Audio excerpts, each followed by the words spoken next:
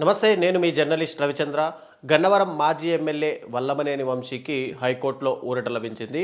గతంలో వల్లభనేని వంశీ ఇంటిపై దాడి చేసి, ఆ దాడి వల్లభనేని వంశీయే చేయించారు అని చెప్పి సునీల్ అనే వ్యక్తి మాచవరం పోలీస్ స్టేషన్లో ఒక కేసు నమోదు చేశారు. ఒక పిటిషన్ దాఖలు చేయగా పోలీసులు ఇమ్మీడియట్‌గా వంశీ పైన ఎఫ్ఐఆర్ నమోదు చేయడం, వంశీ గత కొన్ని రోజులుగా అజ్ఞాతంలోకి వెళ్లారు అని చెప్పి తీవ్ర ప్రచారం అయితే చేశారు. అయితే వల్లభనేని వంశీ ఎలాంటి అజ్ఞాతంలోకి వెళ్లకుండా అందరికీ అందుబాటులోనే ఉంటూ తనపై నమోదైనటువంటి కేసుని పూర్తిగా కొట్టేయాలని, ఆ కేసులో ముందస్తు బెయిల్ ఇవ్వాలని చెప్పి వల్లభనేని వంశీ హైకోర్టులో పిటిషన్ దాఖలు చేశారు. దానిపై ధర్మాసనం విచారణ చేపట్టి వల్లభనేని వంశీని ముందస్తుగా అరెస్ట్ చేయడానికి వీల్లేదు, దీనికి సంబంధించినటువంటి కేసుకు సంబంధించినటువంటి విషయాలను కూడా హైకోర్టు అయితే తెలిపింది. అయితే డిసెంబర్ 17న విజయవాడ మాచవరం పోలీస్ స్టేషన్లో వల్లభనేని వంశీ పైన హత్యా కేసు నమోదైంది. వంశీతో పాటు మరికొందరు పేర్లను కూడా పోలీసులు నిందితులుగా చేర్చారు.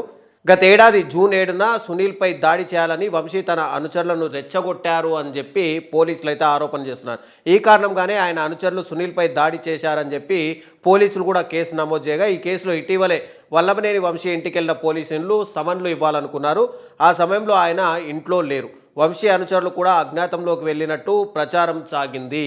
కాగా అటే ముందస్తు బెయిల్ కోసం వల్లభనేని వంశీ హైకోర్టును ఆశ్రయించగా పిటిషన్లో పోలీసులు తనను అరెస్ట్ చేయకుండా ఆదేశాలు ఇవ్వాలంటూ వంశీ న్యాయస్థానాన్ని కోరారు. ఈ పిటిషన్ను లంచ్ మోషన్గా విచారణ చేయాలని చెప్పి అభ్యర్థించారు. అయితే పిటిషన్ను అత్యవసరంగా విచారణ చేసేందుకు నిరాకరించిన హైకోర్టు మాచవరం పోలీస్ స్టేషన్లో నమోదైన కేసు వివరాలను తమ ముందు ఉంచాలని చెప్పి పోలీసులను ఆదేశించింది. పైగా హైకోర్టులో విచారణలో భాగంగా కీలక ఆదేశాలు కూడా జారీ అయ్యాయి. వంశీని అరెస్ట్ చేయొద్దని హైకోర్టు మధ్యంతర ఆదేశాలు జారీ చేసింది.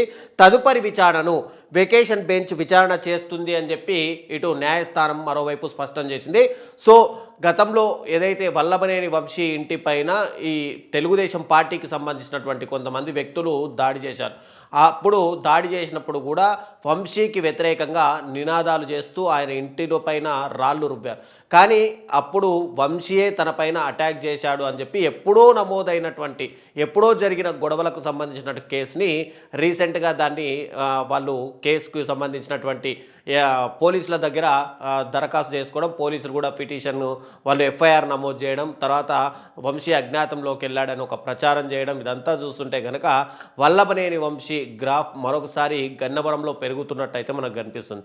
ఎందుకంటే గతంలో ఏదైతే కేసు నమోదు చేశారో ఆ కేసు పైన 137 రోజుల పాటు జైల్లో ఉన్నటువంటి వంశీ రీసెంట్గానే బయటికి వచ్చి ఇప్పుడిప్పుడే వైఎస్ఆర్సీపీ క్యాడర్ దగ్గరికి వెళ్ళడం, అటు శ్రేణిలోనే యాక్టివేట్ చేసి ఉండడంతో మళ్ళీ వంశీ యొక్క గ్రాఫ్ పెరిగితే ఇక్కడ ఇబ్బందికర పరిస్థితులు తలెత్తుతాయని చెప్పి తెలుగుదేశం పార్టీకి సంబంధించి మెయిన్గా కూటమి పార్టీలకు సంబంధించినటువంటి నాయకులు కూడా ఆలోచిస్తున్నారు. ఈ విషయాన్ని నేనుగా చెప్పడం, రీసెంట్గా మేధావుల ఫోరం కన్వీనర్ చెలసాని శ్రీనివాస్ కూడా నియోజకవర్గాలు కృష్ణా, తూర్పుగోదావరి, పశ్చిమ గోదావరి నియోజకవర్గాలు తిరిగితే అక్కడ చాలా నియోజకవర్గాల్లో ఎమ్మెల్యేల పైన వ్యతిరేకత కొనసాగుతుంది. ముఖ్యంగా చూసుకుంటే కనుక గన్నవరం నియోజకవర్గంలో అటు వంశీ గ్రాఫ్ పెరుగుతుంది, అక్కడ ఉన్నటువంటి ఎమ్మెల్యే పనితీరు సరిగ్గా లేదు అని చెప్పి రీసెంట్గానే ఆయన చెప్పడం, తర్వాత కార్యకర్తల్లో కూడా ఒక రకమైనటువంటి జోష్ రావడంతో ఎలాగైనా సరే వంశీని మరో కొన్ని కేసులలో ఇరికించాలని చెప్పి ఇక్కడ ప్రయత్నాలు జరుగుతున్నట్టయితే స్పష్టంగా తెలుస్తుంది.